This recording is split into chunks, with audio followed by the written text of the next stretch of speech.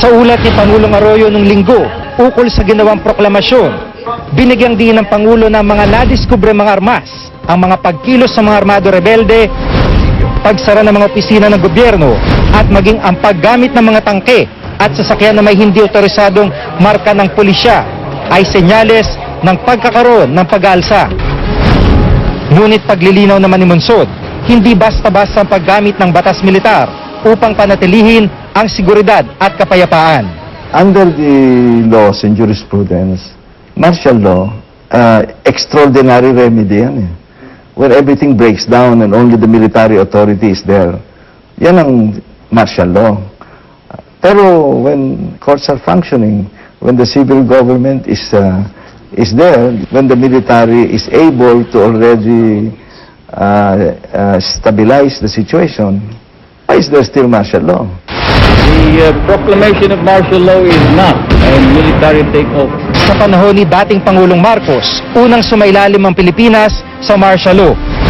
Umabot ng 70,000 ang bilang ng mga political detainees, 35,000 ang naitalang kaso ng torture at mahigit 3,000 naman ang biktima ng extrajudicial killing. Ito rin ayon kay Attorney Jose Manuel Jokno, chair ng Free Legal Assistance Group o FLAG, isang sama ng mga human rights lawyer, ang posibleng dahilan kung bakit may trauma o takot ang maraming Pilipino sa pagdedeklarang muli ng martial law.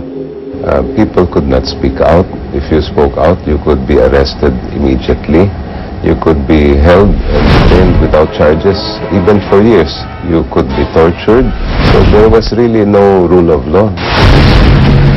Bagamat dinidepensahan ng gobyerno, kung susuriin, lumalabas na may mga limitasyon ng kasalukuyang saligang batas pagdating sa pagdeklara ng martial law. We are implementing martial law.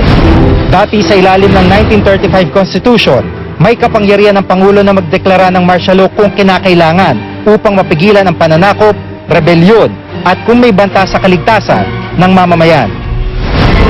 Subalit sa kasalukuyang saligang batas, tanging kung may rebelyon at pananakop lamang, maaaring mag-martial law. Bagay na ugat ng debate ngayon. Ang sabi po nila, yung they can now arrest yung mga suspects doon sa massacre. Pero yung massacre, yun ay acts of murder yun, hindi naman ho acts of rebellion. Kung susundan ang 1987 Constitution, 60 araw lamang ang pwedeng itagal ng martial law sa Maguindanao. Ang Maguindanao lamang ang nasa martial law at hindi ang buong bansa. Walang curfew na ipinatutupad sa Maguindanao kumpara noong panahon ni Marcos. Malayang nakakagalaw ang mga mamamayan, pero sa ilalim ng martial law, suspendido ang habeas corpus. Ibig sabihin, pwedeng mang-aresto ang militar kahit walang warrant of arrest. Ito ang kinatatakutan ng ilan. Sa aming concern sa flag, hindi lamang yung pagdeklara ng martial law, hindi yung pagsuspendido ng writ of habeas corpus dahil maaring yun ay magamit nila as an excuse to commit human rights violations. Baka makalimutan na yung kaso, yung massacre, yung pagpatay doon sa 57 na katao. Pagka yun ay makalimutan, then sayang lang. What would have been the purpose of all of this emergency power? Ngunit paliwanag ng Armed Forces of the Philippines, matitiyak nila na hindi maaabuso ang kapangyarihang ito. Yung pag-aresto natin ng mga tao will be based on the list that is now with the Philippine National Police at nasa Department of Justice natin. So hindi po yung basta na lang ikot tayo and then kung meron tayong suspect dyan, dadamputin ka agad. Ayon sa pamahalaan, mas makatutulong sa pagpapanumbalik ng kapayapaan sa Maguindanao ang pagdeklara ng martial law doon. Pero ayon kay Prospero de Vera, isang political analyst, mas makabubuti rin sanang tugunan ang punot-dulo ng problema sa lugar. Huwag tayo magkamali na isipin na yung Maguindanao Massacre ay isang peace and order problem o labanan lang ng dalawang angkan sa politika. Ang kailangan gawin ng gobyerno ay itigil ang patakaran ng pag-armas sa mga civilian volunteers at pagbigay ng walang limit na kapangyarihan sa mga warlord. Makaaapekto rin daw sa imahe ng bansa ang pagkakaroon ng martial law. Masamang tignan nito dahil ipinapakita na ang ating demokrasya ay hindi ganap. On the one hand, may realidad din na gusto ng tao ng immediate results.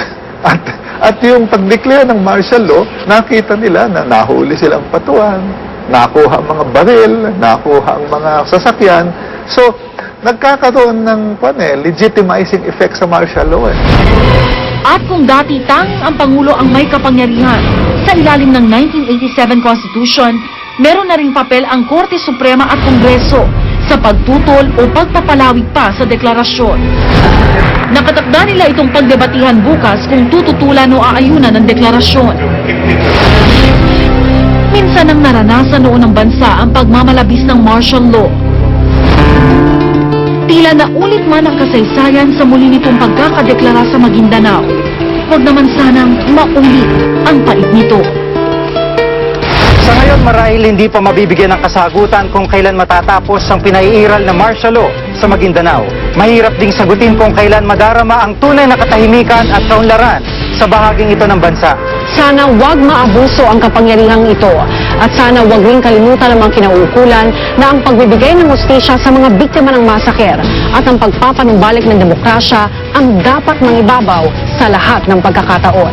Ako si Rhea Santos. Ako si Jiggy Manicad at ito ang nakatala sa aming Reporter's Notebook.